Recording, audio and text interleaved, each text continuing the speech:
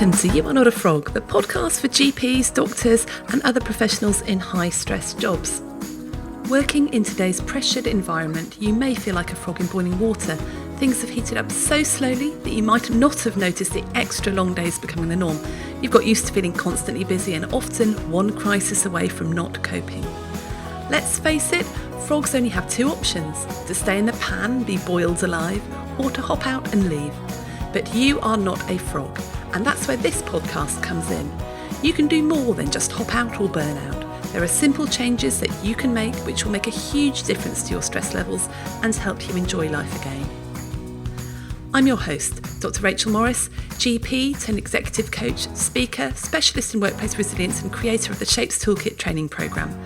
In the podcast, I'll be chatting with friends, colleagues and experts, all who have an interesting take on this stuff, so that together we can take back control and thrive.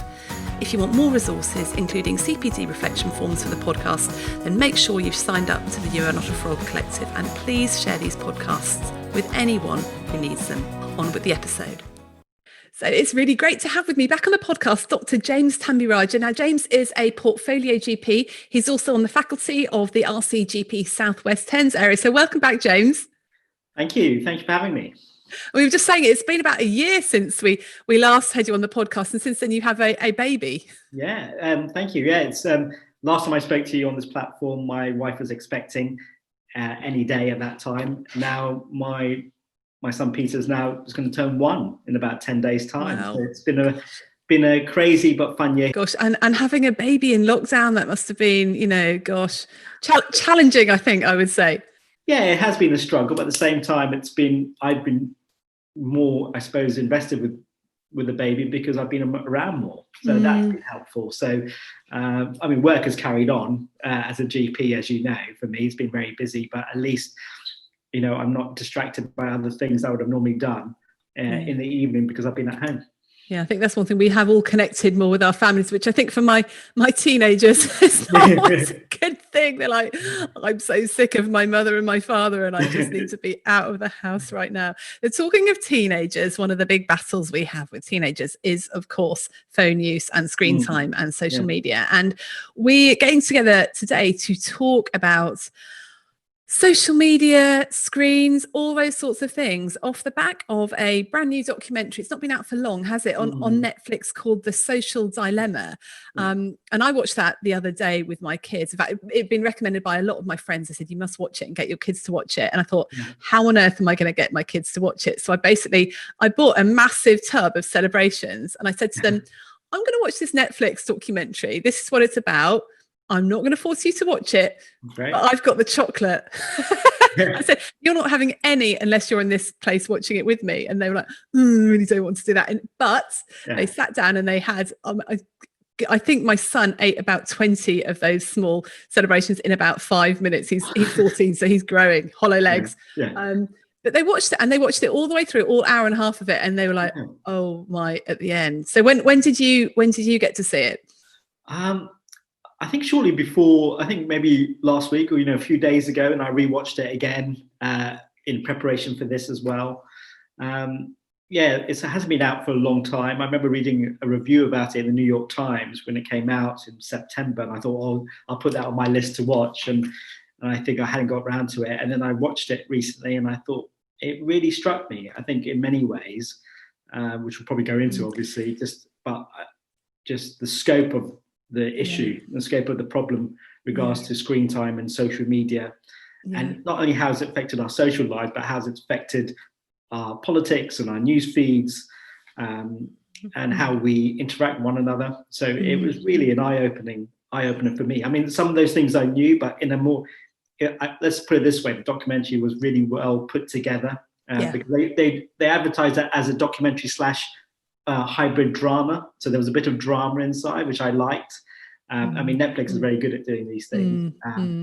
So for me, I felt captivated that I was watching a film as well as a documentary, and I'm a film buff. So for me, it ticked all the right boxes. I thoroughly enjoyed it, even though the message was very serious. Yeah. So James, for those listeners that haven't seen it, could you summarize it in 3 sentences? What was it about? Well, I suppose it talks about the social dilemma. It talks about how social media and these tech companies have an influence on our lives, day-to-day lives, and how we access social media, whether it be mainly through our phones or through computers. And it talks about how, at one point, it talks about the goals of these tech companies, talking about their engagement with us and how they want to grow as companies, and basically how they get advertising and to kind of monetize our kind of data, and how they kind of manipulate us to kind of click on that or search for that like, or, self-cater our news feeds. And so essentially it's just the effects of these tech companies and how it's grown to a point where it's very difficult to control. And you see that with misinformation in politics. You see that with interference with elections, for example, at the moment, the US elections and the Russian interference. Misinformation about COVID, which has been a big problem in the last few months as well. And that's been through WhatsApp and social media feeds. So it talks about that as well. And so I think it's, to summarize, I think it's the effects of social media and these tech companies have on our lives, and we don't realize it's having an effect on our lives. And that's what really scared me, the fact that it's so subtle. It's not a sledgehammer. It is kind of, it's a gradual kind of infiltration of your lives through kind of, and using kind of, they call it data mining, which I don't like that word, but it's kind of data mining your mind about what you want to see and what you want to do. So I suppose, does that make sense? Is that kind of what is it? Yeah, no, that's a really good summary. They talked about the fact that, any product has a product, and any company has a product that they make money from, and the product that these tech companies make money from is us. It's us, and it's our attention. And that I've read a lot of really good books about this recently in terms of our attention, and people saying exactly the same thing. There's a really good book called Indistractable by Nir Eyal, and Rangan Chatterjee did a podcast with him about this, about how you focus. And he says, yes, our focus and our attention is the product. And of course, these companies have to make money somehow. They make money through advertising. And the more time they can get you to spend on their product, more attention, then the more exposure they get to the advertisers, the more money they make. So what they've developed is these detailed algorithms, can't even say it, algorithms to keep you clicking and to keep your interest. And the problem is, because we are human beings, is that our interest is piqued when it's, someone might like us, or other people like, so if we're tagged in something or someone's liked something, that's dopamine, so that keeps our interest. But also our interest is piqued by sort of novelty and sort of extreme stuff as well. And so these machine algorithms, and they're AI as well, so they learn how to keep your attention, are feeding us stuff constantly that's going to keep our attention, not stuff that they think is good for us. It's purely stuff to keep us looking at our screens, as opposed to focusing on other people or talking to people in the room. And I think the documentary illustrated this really nicely. What it did, it had a mock-up family, a couple of kids, a teenager, a mum, and then they had some sort of avatars that were behind the scenes thinking, how can I keep this person's attention? And I think a particularly important scene for me was they had two boys, sort of probably 13, 14-year-old boys, sat together in the canteen at school, and they were talking to each other. And then these avatars behind the scenes going, hang on, he hasn't picked up his phone for 5 minutes. Let's just poke him with something. Oh, I know, there's a girl sitting near him that he looks at quite a lot on social media. So we'll just poke him and say, give such and such away. So he then gets an alert to his screen, and he goes, oh, she's liked something that I've put up, so I'm going to comment back. And meanwhile, while he's doing that, because his friend sees that he's on his screen, his friend just picks up the screen, and then you just pan back to both of them just sat there on their phones, not talking to each other where they were before. And that, for me, I was like, oh, how often does that happen to me when I'm with people, or when I'm with my kids or my family? I don't know what you thought about that particular thing. I just think, absolutely, I agree. I think it's just the social norms have changed so much in the space of 10 or 15 years, where I think we're finding it more and more difficult to interact with one another. Intimacy has become a big problem. everything is online, even, dating, which is not a problem, but everything is now online on your phone. And so we are losing those skills that were passed down to us or taught to us by my parents, for example. It becomes a problem, really, if our kids can't look people in the eye. I was listening to this parenting podcast the other day, where this family were talking about their kids going to a restaurant and kind of making sure that they order from the menu themselves, and they ask the waiter and say please and thank you. And then they went to a restaurant and they looked around and all the kids were on their phones or their devices. And I remember that kind of really rung true to me, is that we went to Bushy Park about a year ago, and we do have devices. This is a time where my children were a bit younger and I had devices for emergency, but the battery was dead. It's like, you know what, we'll just take some books, Thomas Tackingen books or whatever. And we went to Bushy Park, a lovely big cafe, so we'll get a coffee and some cake. And my son and I were the only people without a device. All the other kids were on devices or iPads or Kindles, and we had a book, and I found that really shocking. So I suppose that really kind of hit home for me as well, the interaction with one another. And it talks about, I think in the documentary, I made a note where, the connection, our primary connection now with others is through online connections. And that made me really sad, and I just think it's and I don't know whether that's going to change or whether that's something we have to adapt to. You can't arrest kind of advances like technology or AI, but I think we need to learn how to do both. Yeah. And what you said about AI was really interesting, because it said something about the Terminator in the documentary. When we think of AI, we think of probably kind of the T2 from Terminator 2 coming back and being really angry and being really kind of evil and kind of killing and all that kind of stuff.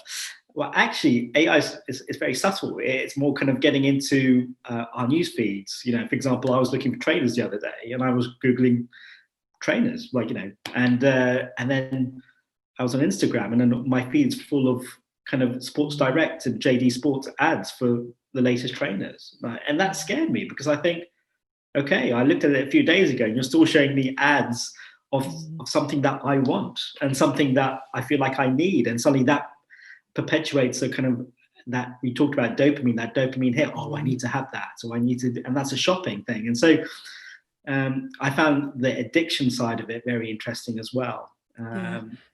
So I think, we're talking about that. It was nice to see that family in that documentary, because it kind of made it more real, I suppose. And that thing about dopamine is really interesting, because, and they talked about this, and I've been reading about this somewhere else. So they did an experiment with chickens where they got them to, one group of chickens, if they pecked on a button, they got a piece of grain, or they got a reward. And every time they pecked, they got a piece of grain. There's another set of chickens where if they pecked on a button, they might get nothing. They might get a piece of grain. They might get loads of grain, but it was completely random. And so the chickens that were in the random group pecked much more at the button than the chickens that knew that they would always get what they wanted. It's this sort of slot machine type mentality. It keeps us much more addicted. So when you pick up your phone, like, I don't know if I look at my phone, if I'm going to have 3 WhatsApp messages, none, or how many likes am I going to have on Facebook? It's this sort of random thing that keeps us addicted. And the really interesting thing is that this hasn't just arrived like that by chance. Like, they had courses, was it Stanford? They had courses at Stanford on how to make people addicted to your product. And it's interesting because you say that, because they were going through their algorithms, because very much like you said, the slot machines in Las Vegas or the casinos, and they were kind of those things that keep on wanting you to pull that handle. They use that same kind of technology and that same kind of algorithm for our news feeds. And they talk to the guy who invented the like button. They talk to the guy who when you see someone typing and reply back, you say, oh, they're typing. Dots. And then all those things kind of trigger something inside of you, thinking, oh, I need that, and I need that. And for me, this is I think it's been a personal journey for the last couple of years. I realized I was too addicted to my phone. I think, I realized that with my kids, I would come home and I was on my phone, I'll be talking to them, And without even thinking, I'd be checking an email or checking it, because I've been at work all day and I realized actually it's almost as the phone had become part of my hand. And so I made little steps in my day-to-day life, for example, just putting my phone away when I come into the house. We have a little basket with keys, which you probably shouldn't put it near the door, but that's another story. So as soon as I come in the house, I just put the phone there and I just go upstairs and talk to the kids or whatever, because I think for me, it's out of sight and I can't touch it. Similarly, I just think putting my laptop away or kind of switching it off or, putting in airplane mode, it helps me, and I think otherwise now, just as I was talking to you, my phone just buzzed. And it's there, and I'm very tempted to kind of reach out for it. But I'm not going to, because that would be hypocritical. What we're talking about. Well done, very good self-control. Yeah, but I want to know. Ooh, someone sent me a message. Ooh, is that a notification? And it's just one of those things where I think it is a continual process of kind of learning how to adapt to these kind of devices and social media, and dare I say, addiction. And it's really hard, isn't it? Because these things are, they're really good tools. And the guy there, he started on the guy on the documentary started this thing called the Centre for Ethical Technology. He's a really good guy, wasn't he? But he said that, actually a lot of this tech is absolutely brilliant. It's really great that I can click on where I am and order a car to come and pick me up within 5 minutes, brilliant technology. And we need to use it as a tool, so I think it's great to be able to be in a group chat with my family where I can sort of share our skills and talk to them and catch up with them. And I'm in touch with them much more than I used to be when all you had was a phone call. So it's really good. And the problem is, like you said, if I'm in the kitchen, I use my phone to listen to podcasts through the speakers. I use it to find out music. I use it to listen to radio, to the news. I use it to find recipes. And I use it to reply to all the school emails. So actually, often I'm sort of sat in the kitchen thinking I'm spending time with kids and I'm looking at a recipe or listening to music. So I'm not even doing work. But to them, how do they know what I'm doing? How do they know I'm not just on Facebook or Twitter or doing emails? And so I'm constantly saying, we have this rule in our family that we do try and not have our phones out and we put them away for meals and all that. But, I'm just on it because, my husband will go, I see you're on your phone. Why is that? Oh, I'm just. And that phrase is, I'm just doing such as I'm just, I'm just responding to someone because he's had a bad day. Well, do you need to do that now? Because I'm sat here having a cup of tea with you. Ordinarily, it's very insidious how it creeps into our lives, isn't it? Yeah, and I think, like you said, I think getting into good habits about your children can only follow your example, I think. So if I'm on my phone or on a device, I think it took my son saying, oh, you're always on your phone. This happened about a year ago, 2 years ago, and I was like, that really hurt me. And I was just like, well, and I feel like I'm doing this, I'm doing that. And so that kind of prompted me to kind of put my phone aside. And sometimes I would just joke with him, look at my hands, there's nothing in my hands. I just show it to him. And for me, that helped me. I know that sounded really silly, but so he now knows. So, that's, that's a funny side, but it's kind of more, I think it's very important that we lead by example, because I think it's not just our children, but it's us as well.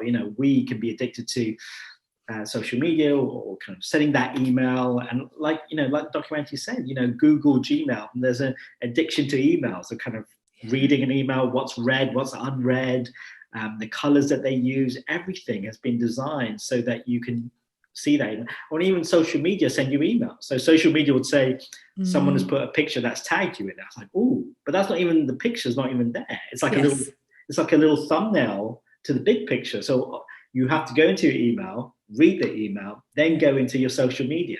And so I think that these tech companies, they're not designed to, I think that it says in the document, they're not designed to look after your well-being. They're designed for you to click on that and then see that ad, which sounds manipulative, but that's the truth, really. They're not there to look after your well-being or to your mental health.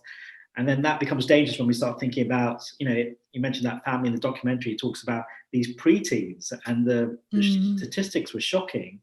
I was talking to my sister about this, and she's a perinatal, psychiatrist. And, we talk about the mental health issues. I always used to think it was just teenagers. And then I was shocked to see self-harm had gone up 160% in pre-teens, that's 10 to 13s, and then and suicide had gone up by just a little bit less, 150% since like 2010 or 2012, and that's all that can be correlated with social media and pre-teens and teenagers, adolescents having phones.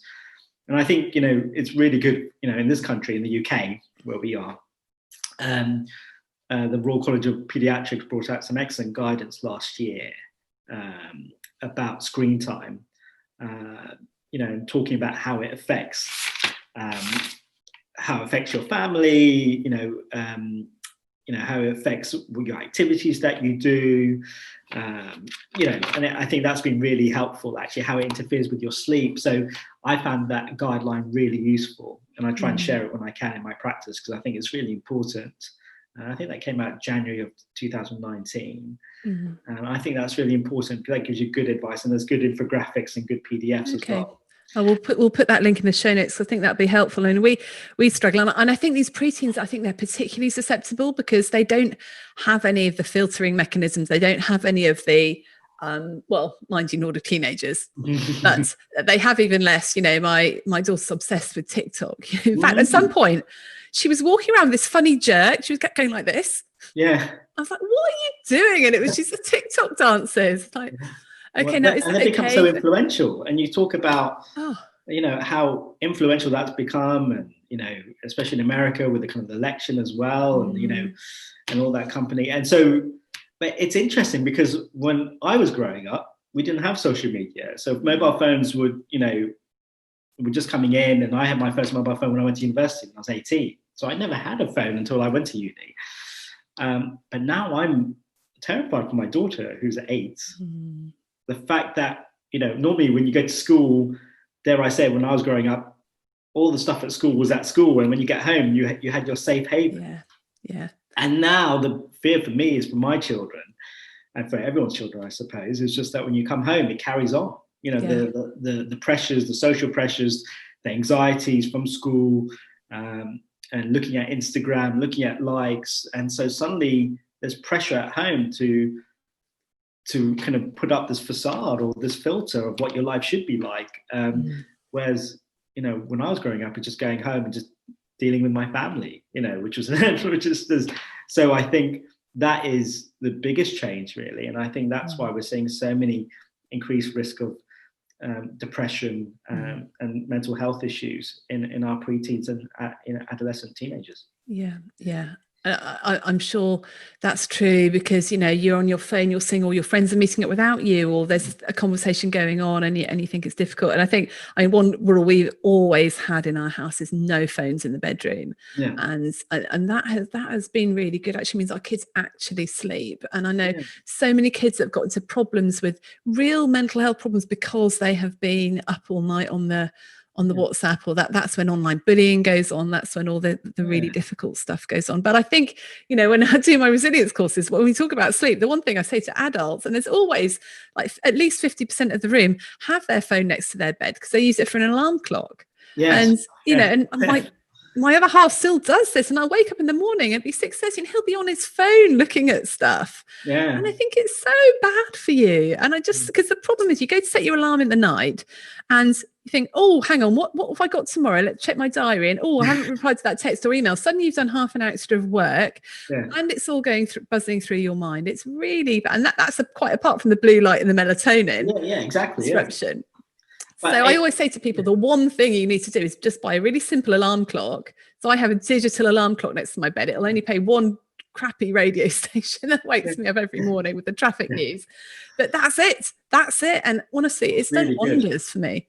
Yeah, and I think that's really important. I think we have put a new Alexa, other smart speakers are available, by our bedside. So it has an alarm, and it wakes up to whatever artists I like, and that's kind of been quite nice for us, or wife, myself, and so otherwise, because the phone will know, oh, you were asleep between this time and this time. And it's almost as though the phone is like that documentary; it's kind of monitoring you. And I think it's really, I think if we can reduce that, then we'll have healthier lives. We'll sleep more. We'll interact with our families more. There was a study in kind of, I think the Journal of American Medical Association Pediatrics last year, and it talked about the correlation between not just screen time and depression, but there are 4 types of screen time. So there's social media, TV, video games, and computer usage.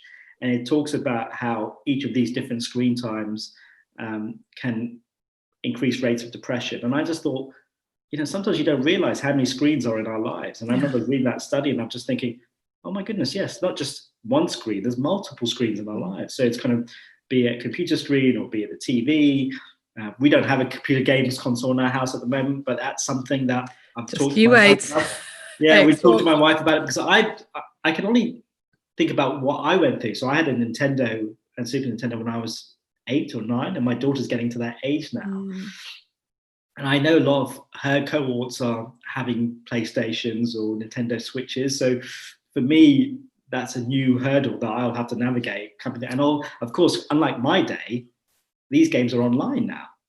Yeah. So I was going to say, it's really difficult with this whole games console thing because my son has an Xbox and he is 14 and that is how he communicates with his friends because he sits there with a headset and chatting to them. So through lockdown, we were trying to limit his screen time, no more than this amount per day. But that actually meant we were limiting his interaction with his friends as well. So if he couldn't be on his Xbox, it wasn't about being addicted to the video. It's about, well, they'll all be having conversations and I'm not going to be there. And they talk around the game that they're playing. And I think girls, it's not quite as much like that. Girls tend to be more on the chats and the things like that. And whereas the boys actually, that's the way they do their social interaction. So it's not quite as straightforward as going, right, blanket ban on screens or there's this much, because you're stopping them. And we felt incredibly guilty, but we did in the end have to say, darling, it's really not good for you to be on the screen for 12 hours a day. He wasn't quite that bad, but it got pretty bad during lockdown because actually what else can you do? You've got to have your hour of exercise. Well, also, you've done your schoolwork. Also there's that dilemma of that. And also, Rachel, we're going into a second lockdown in this country at the moment, but the first lockdown, there was no school. So a lot of the kids were doing homeschooling and they were doing homeschooling through a device, through screen time. Yes.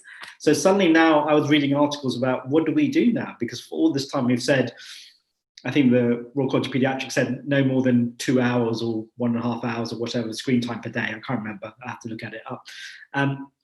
But now we have children who are remote learning on a screen for several hours. So how do we and I don't know the answer to this, but how do we regulate that? How do we make it healthy for them? Can we incorporate breaks? Can we go outside? But now it's going to be tricky because it's winter. It's going to be darker. In the summer we were able to go out, but now it's, today has been a very chilly morning. So it's the kind of thing where it's definitely going to be more challenging moving forward throughout the winter. Thankfully, kids are going to school, so that's one less thing to worry about. But I do think we have to re-navigate the goalposts with regards to screen time because we have to think about what to do. And also it depends what they're looking at. So again, I was listening to this parenting podcast, aptly called Dad Tired, which sometimes I feel like as a father of 3 and a 1-year-old. And it talks about the guest, she was a child psychologist, and he talks about digital vegetables and digital sweets or digital candy. Okay. Oh, like that. And it talks about, the challenge, especially during lockdown, is with your children is what are you feeding them digitally? Are you feeding them digital vegetables such as FaceTiming your grandmother or learning an instrument or learning a language? You can do that through YouTube and things like that. Yeah. Or is it digital candy or for us, digital sweets or chocolates? Is it going on YouTube or is it going on Instagram or social media, or is it going on Facebook? And I just thought that was really interesting because there's good screen time and helpful screen time, which builds you up and builds up others, for our children and ourselves.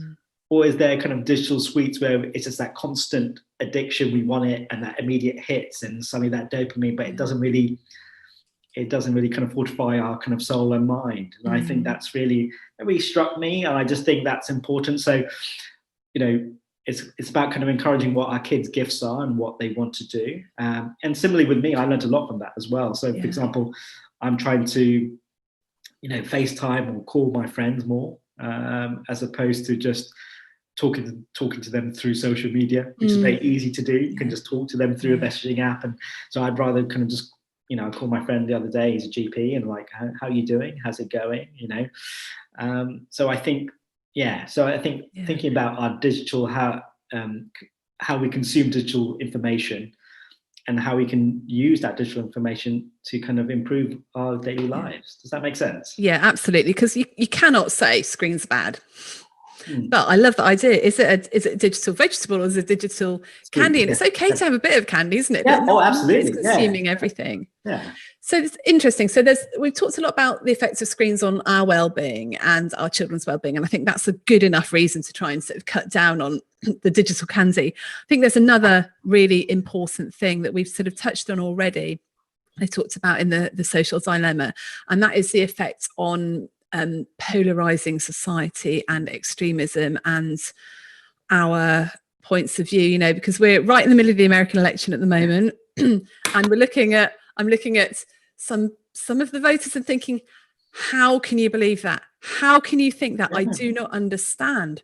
But as it was shown really helpfully in the documentary, if you start looking at certain things online and you click through to certain things, the machines will learn what you like to look at. They'll feed you more of the same stuff.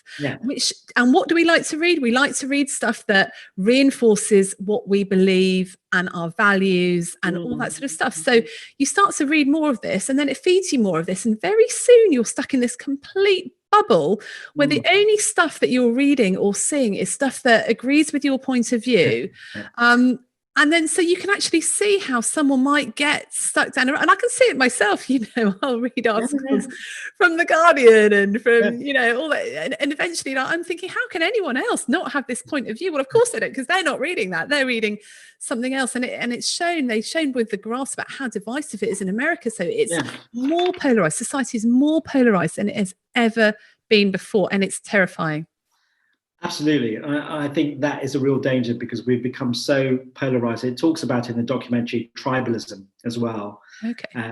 To the point where in the documentary talks about these policies, especially in the States, where, Democrats can't stand Republicans and vice versa.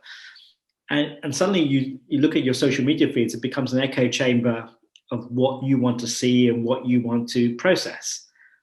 And that's how a lot of people these days get news. And I say the olden days, before Facebook, we used to get our news by getting newspapers. So my dad used to get the Times, and I used to read my dad's Times at home when I was a teenager. Now in the Times, they have all sorts of commentators, all sorts of opinion pieces and news, and a bit of everything, a bit of sport. Now, like, people get their if you look at my feed, even my Twitter feed, there's things that I like and there's things journalists. And I try and, one thing I liked from the documentary, one of the things right at the end was kind of follow people that you disagree with. Yes. And I thought that was really important. So what I've done recently was follow the opposite side. So I kind of follow, I suppose I'm, more liberal. And so I'd kind of focus kind of right-wing politics as well, and I follow Fox News, for example, and just see what the other side was. So it'd be interesting to see how the others think, and also looking at, I don't know about your family, Rachel, but my family will be sending all sorts of things through WhatsApp and Facebook and sharing things, and I'm like, whoa, how did you get to that? And rather than me just being dismissive and just saying, oh, that's rubbish, or I don't understand, that's wrong, for me, another thing from the documentary was actually take that time to Google it, to fact check it.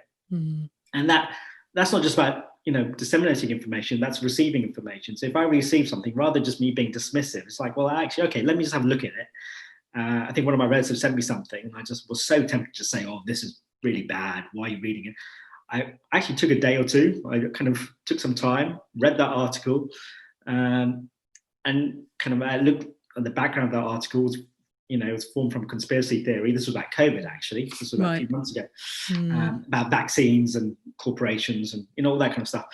And actually reading around it, and there was some elements, like many of these things, there's elements of truth there, but then someone kind of just blows it up. And then, so I think we all have a responsibility to look at what the other side is doing, because unfortunately, we don't all look the same, we don't all think the same, and so I think it's important that we realize there are differing viewpoints. But unfortunately, our social media feeds tell us otherwise. We just look at, and in that documentary, you saw that teenage boy just kind of, going deeper and deeper into his own echo chamber and listening to his own blogs and then shutting out the world, which was very sad. He was shutting out, going to football practice or his family and things like that. And I thought it's very easy to just go down your own rabbit hole. And I've done it myself with social media, even simple things like sport. I would just be following, I'm a massive cricket nut. So I love England cricket and, follow England cricket sports. I mean, for years, I've gone to Ashes Test matches.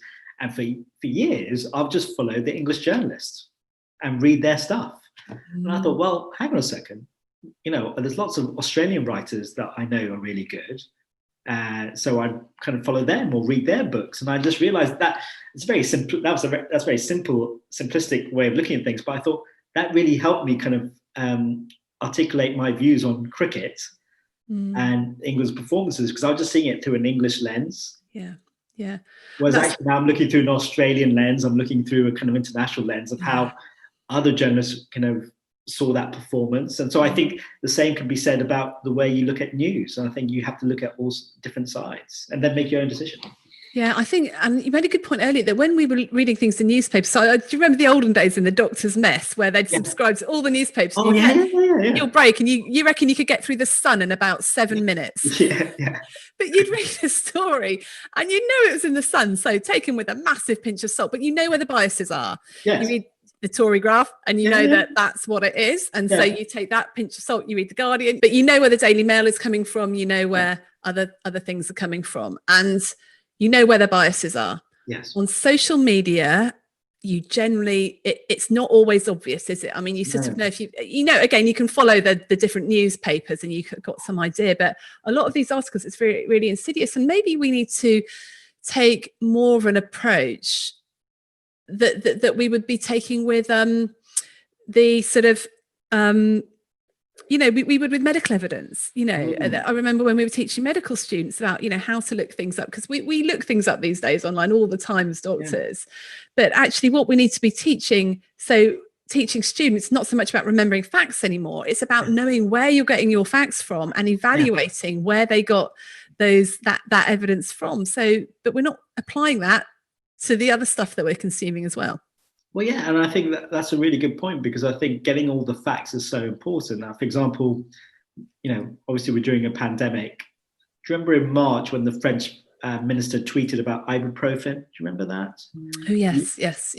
And so that spread like wildfire. I remember all the parents' WhatsApp groups, everything came on about, they were all, because I'm the resident GP in the WhatsApp group, and so, James, have you heard about this? I haven't heard about it.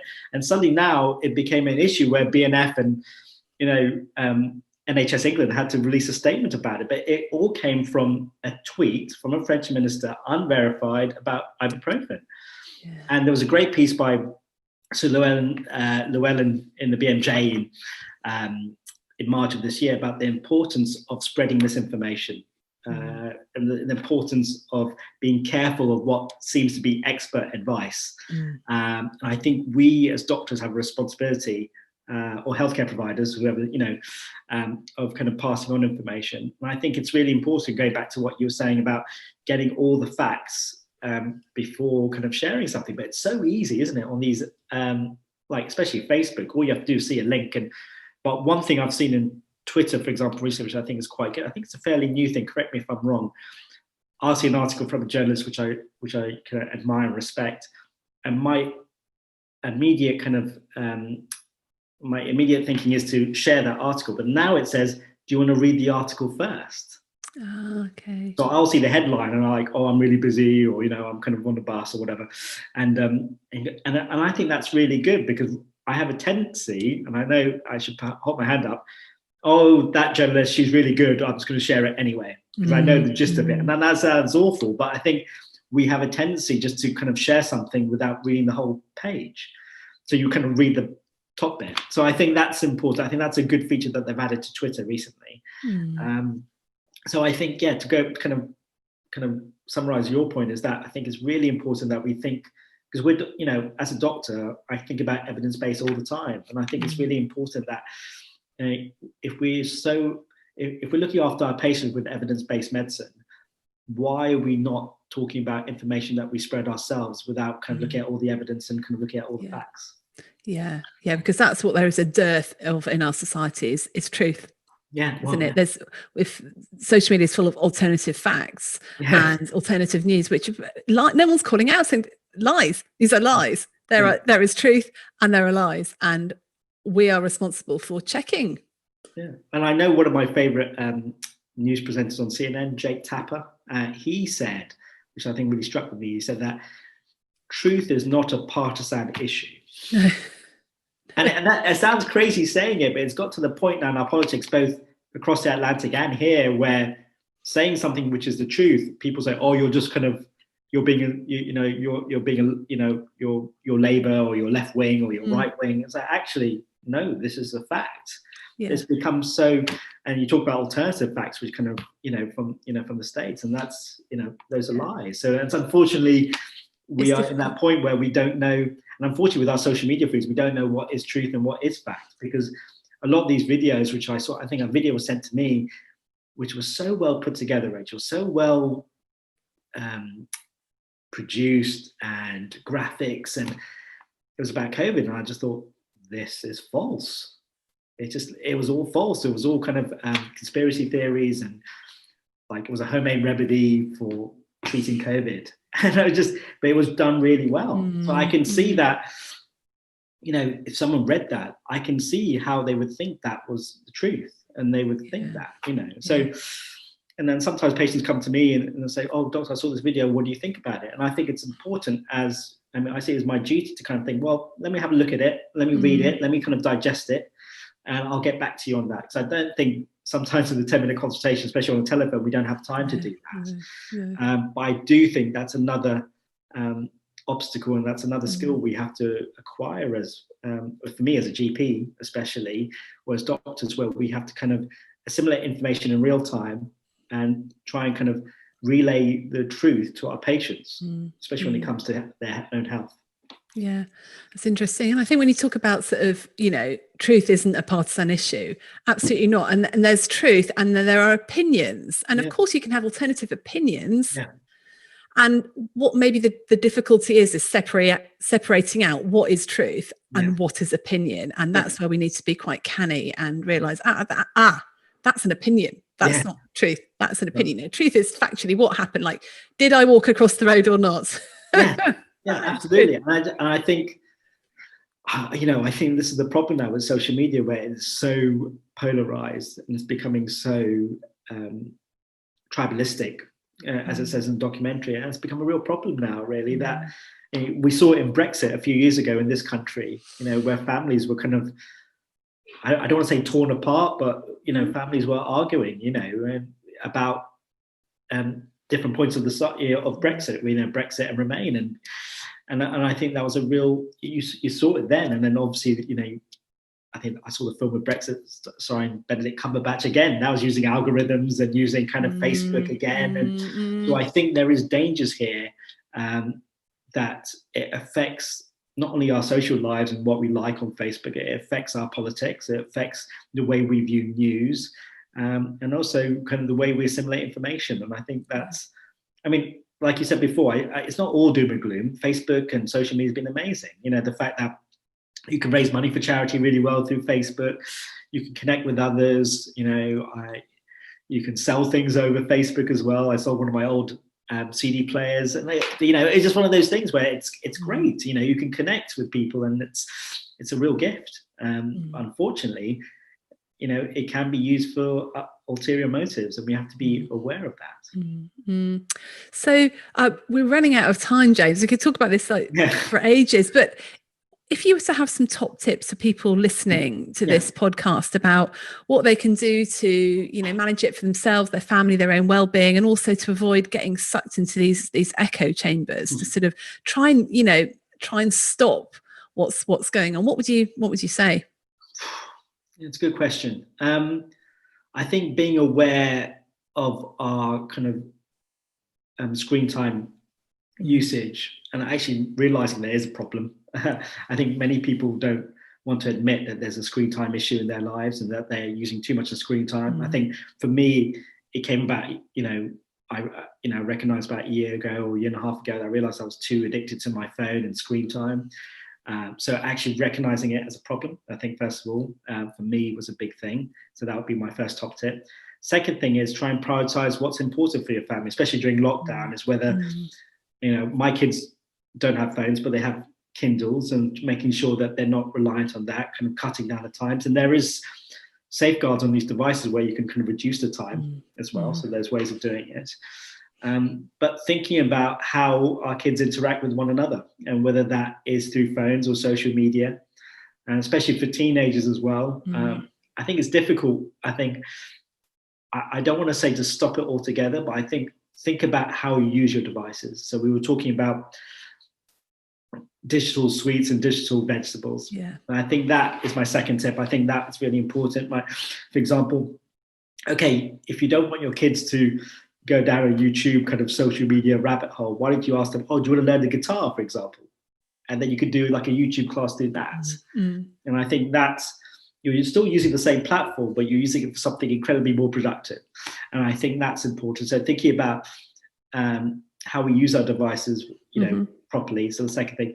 And the third thing is just making sure that you've look after your own well-being and mental health, really, and ask yourself, are these devices really helping you with that? Ask yourself honest questions. And if you see either yourself or a family member becoming too reliant on it or becoming an issue, I think that's something that we need to recognize early on, really. And we need to protect one another. And I know you said 3, but the fourth thing I would say, sorry, have an extra. Very quickly, the fourth thing I would say is that misinformation is a big problem amongst in social media. So realizing if you get something or you share something, making sure that you take that extra second to Google it or to fact check it, because I think we have incredible responsibility in regards to the information that we share.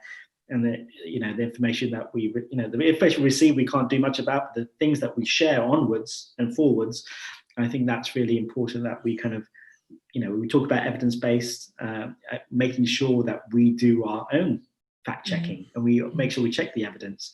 There might be bits of it that are right, but I think it's easy to be dismissive. I think it's important, if that means taking a bit longer to kind of make that decision or share that article, or forward on that link that your cousin has shared with you. I think they can wait. I think it's important that we take time for ourselves to make sure that we know what we're sharing and how we're using our social media platforms. Yeah, thank you. I think my top tips are, well, firstly, just turn it off. Yeah. If your phone is out of sight, if you can charge it downstairs when you're upstairs, then you can't actually get it. You're not just going to reach it for when you want your quick bit of digital candy. You're not going to be able to do that. So put it somewhere out of reach and turn it off.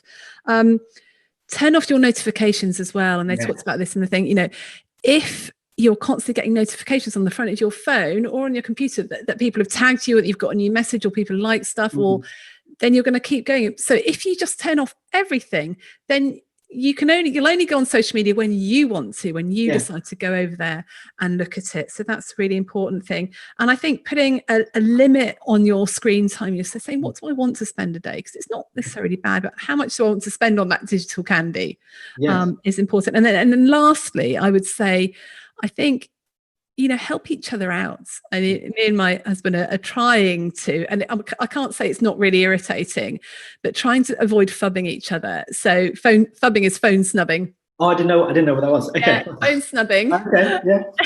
Nothing else is phone snubbing.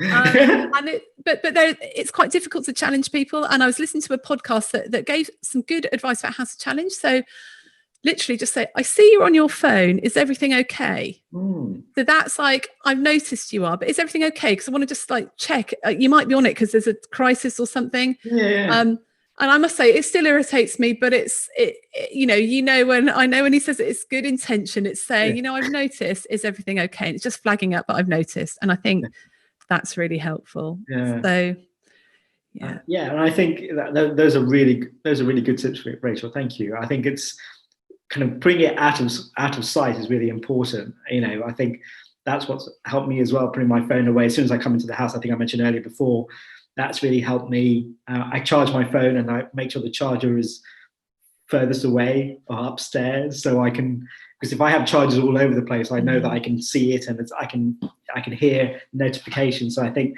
making sure that you put a charger strategically placed far away from where you're going to be, I think that's really helpful for me as well. Yeah, great. So James, thank you so much for coming on the podcast. If people want to contact you, you're on Twitter a lot, aren't you? It's